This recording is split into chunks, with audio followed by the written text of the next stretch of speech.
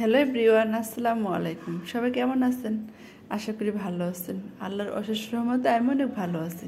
তো আজকে নতুন একটা রেসিপি নিয়ে চলে আসলাম, ডিম দিয়ে আলু দিয়ে ডিম আলুর ঝোল। ঠিক আছে, তো দেখেন তরকারি কালারটা কত সুন্দর আসছে, তাই না? তা কীভাবে রান্না করলাম আপনাদের সাথে শেয়ার করব। ভালো লাগলে অবশ্যই লাইক, কমেন্ট, শেয়ার, সাবস্ক্রাইব করবেন আমার চ্যানেলটা, আমার পাশেই থাকবেন। কেমন লাগতো, কীভাবে রান্না করলাম চলেন পুরো ভিডিওটা শেয়ার করি আপনার সাথে।